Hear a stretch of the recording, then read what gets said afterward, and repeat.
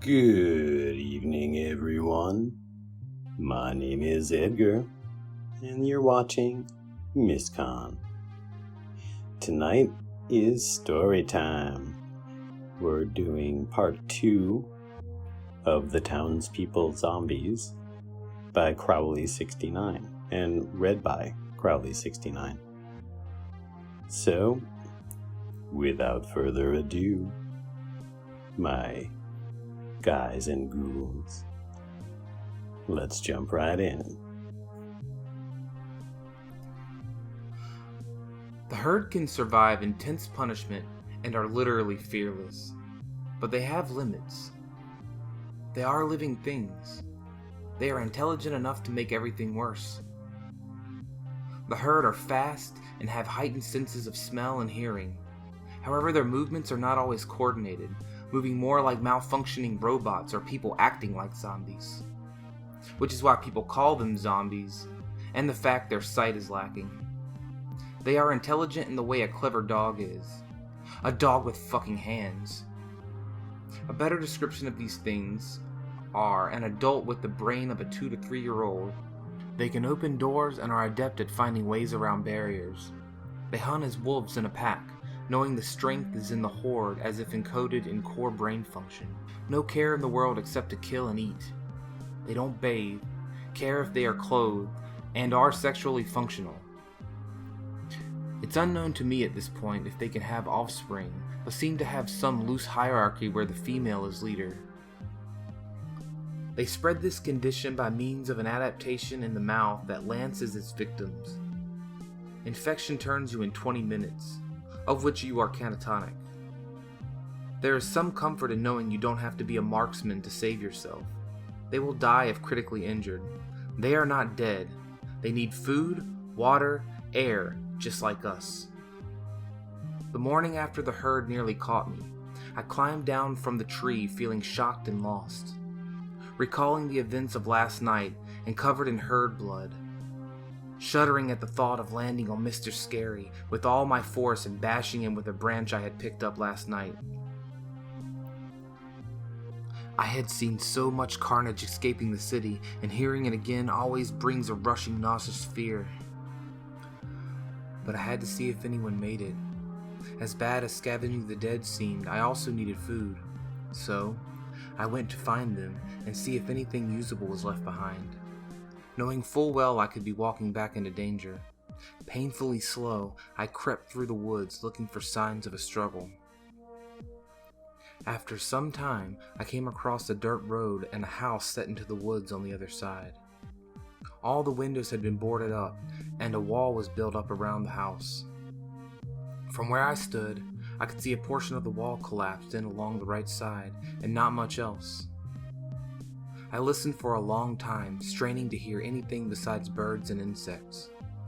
I heard nothing. So I skulked closer, staying alert with a sturdy branch I had picked up at the ready. When I got to the hole in the wall, I saw a pickup truck just on the other side of the breach. The driver door lay on the ground and gore covered the inside of the cab. Bullet holes could be seen in the front and back windows, and a trail of blood led off towards the house. Again, I sat and listened just at the edge of the hole in the barrier for any other sounds besides ambience. Then I slid towards the truck, staying low, and peeked into the bed. I found one of the herd with most of his face gone and mangled with bullet holes. Honestly, I found this scene more than a little depressing. They had a camp with walls, and they still got overrun. The heat of the day wafted an unwelcome smell, turning my empty stomach sour. I held back the urge to gag and steeled myself to explore the cab of the truck. When you're desperate, nothing is too far to find what you need. On the other hand, remembering your personal limits can save you a lot of heartache. You can unsee some things. When I considered the cab, it was like a human-shaped balloon burst in it, filled with all the organs and goo that we possess, but little of the container that held it. I couldn't tell if it was human or monster, and quickly decided crawling through that wasn't worth whatever treasure could be gained. Moving away from the dripping mess in the truck, I decided to pick up the pace, figuring with this much blood, the herd was either long gone or on their way back. I should get what I could and leave. The blood that trailed from the pickup went around the back side of the house. From the outside, the house looked to be about 3 bedrooms with an upstairs. I saw it lay further inside the house in what would be the living room. This room was trash, but had once been a work area, it appeared. Picnic tables seemed to serve as workbenches, and supply bins lay near them. But now the tables lay smashed or tipped over. The bins looked about the same. Coagulated deep brown slime could be seen on most of the surfaces. One of the herd lay behind a table with a wood spear run through his neck and into the drywall. Looking through the crates, I found a fire axe. This made my heart jump. A solid weapon. I swept through the house, finding clothing, a wrench, a few other useful supplies. Sadly, no guns. Maybe some of them made it out. There wasn't much to be had in this house. I did find water finally, and some canned food. I checked the upstairs, not finding much but turned over furniture. I had relaxed considerably at this point and rushed through the house. When I kicked open the door of the last bedroom upstairs, a smell hit me that took my breath away. A form lay crumpled on the floor, with blood and entrails around it.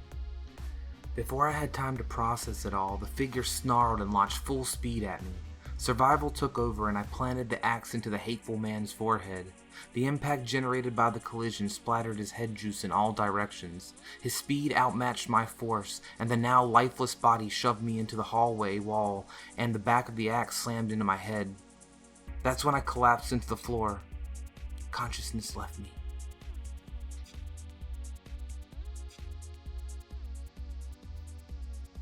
Well, well, well, my Mystcon crew. The story continues to fascinate me. Hopefully you're feeling the same. That's all the time we have for this week. My name is Edgar, and this is Mystcon. Have a creepy day.